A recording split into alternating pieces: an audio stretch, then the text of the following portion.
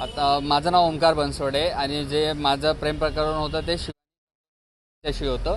माझं प्रेम कॉलेजपासूनचं आहे। माझ्या प्रेमाला 8 वर्ष झालेले आहेत। पुढे असं घडलं की आता तिला बघण्यासाठी पाहुणे आलेले, म्हणजे तिचं लग्न तिचे आईवडील दुसऱ्या मुलाशी लावून देणार होते। ते माझ्या घरी माझे प्रेम प्रकरण होतं ते माझ्या घरामध्ये माझं माहिती होतं, तिच्या घरामध्ये माहिती नव्हतं। मग त्यामुळे असं झालं की तिचे जे पाहुणे आलेले बघायला तिच्या घरच्यांनी होकार देऊन टाकला त्या पाहुण्यांना, पण तिचा होकार आलेला नव्हता अजूनसुद्धा।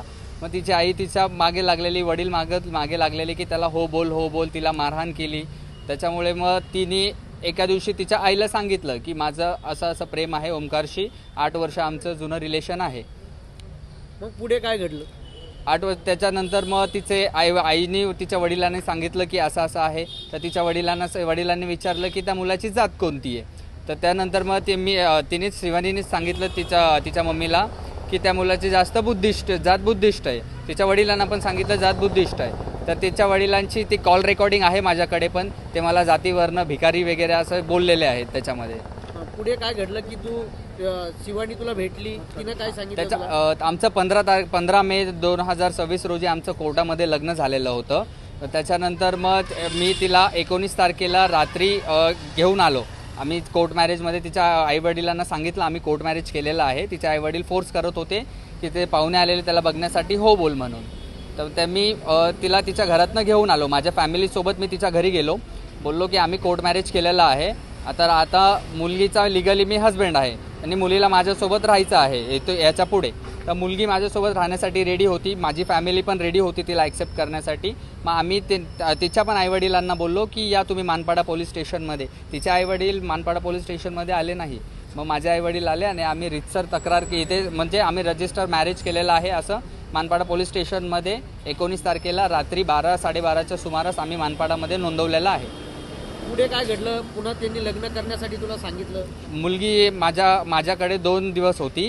तिसऱ्या दिवशी तिचे मामा आले गावावरनं। तिच्या मामांनी तिला बोलली की शिवानी तू ये घरी, तुझं प्रेम प्रकरण आहे तर ठीक आहे, ते आम्हाला मान्य आहे, आम्ही तुमच्या दोघांचं पण लग्न लावून देऊया, त्याबाबत काही काळजी करू नको। तिच्या मामांनी तिच्याशी गोड वगैरे बोलून लग्न करायची ग्वाही दिली आणि बोलली की आता तुम्ही असं पळून लग्न करू नका, जे काही असेल आपण 4 पाहुणे बोलूया, सगळ्या समाजासमोर आपण लग्न लावूया। मग पुढे काय झालं? हॉल बुक झाला किंवा काय? तर त्याच्या पुढे झालं की असं त्याचे मामांनी लग्नासाठी ओके बोलले। मग आम्ही हॉल बघायला गेलो। हॉल बघण्यासाठी तिचे मामा आलेले, तिचे वडील आलेले होते। हॉल वगैरे बघितला, त्यांना हॉल आवडला, पण तिथे आम्ही हॉलचं पेमेंट पण मी केलेलं तिथे।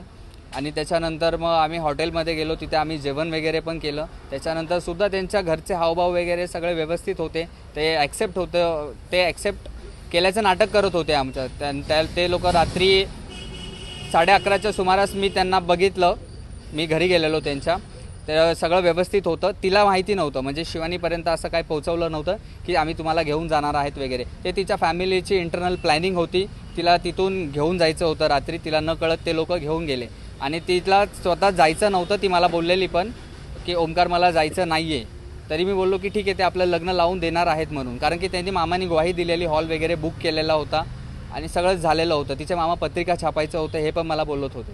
रविवारी लग्न होतं, मग ती कधी गेली, काय झालं? माझं लग्न त्याच्या मामाने तारीख काढलेली 24 तारखेला लग्न होतं, 24 मे 2026 रोजी, रविवारी रोजी।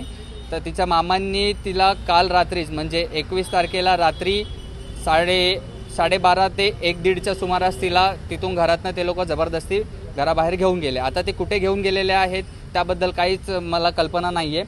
आणि तिचे आई, तिचे वडील, तिचे मामा, तिच्या मामाचे सासरे आणि तिचे मावशी जे आहेत त्यांच्या सगळ्यांचा मोबाईल बंद आहेत, कोणाचाही मोबाईल लागत नाही आहे। ते पण आम्ही तक्रार मानपाडामध्ये पोलीस स्टेशनमध्ये दिलेली आहे, मिसिंगची तक्रार तिथे नोंद झालेली आहे। तुझी काय मागणी, काय आव्हान करशील? माझी मागणी एवढंच आहे की ती मुलगी आहे तर तिथे मला तिच्याशी कॉन्टॅक्ट करून द्यावा, काय असेल ते।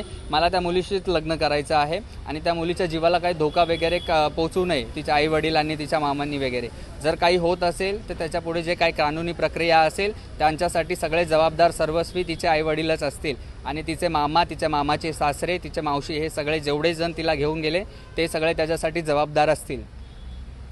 मिसिंग दाखल केली आहे, नेमकं काय प्रकरण आहे? मानपाडा पोलीस स्टेशन येथे ओमकार गुंडू बनसोडे, वय 24 वर्ष, राहणार दावडी नाका, डोंबिवली, त्यांनी दिनांक 22 मे 2026 रोजी एक तक्रार नोंद केलेली आहे. त्यांची पत्नी सौ शिवानी संतोष किंगरे वय 22 वर्ष या 21 तारखेला रात्री 10 वाजेपासून त्या मिसिंग झाल्याचं त्यांनी या ठिकाणी तक्रार दिलेली आहे आणि त्यांच्या मिसिंगचा आम्ही शोध घेत आहोत. बस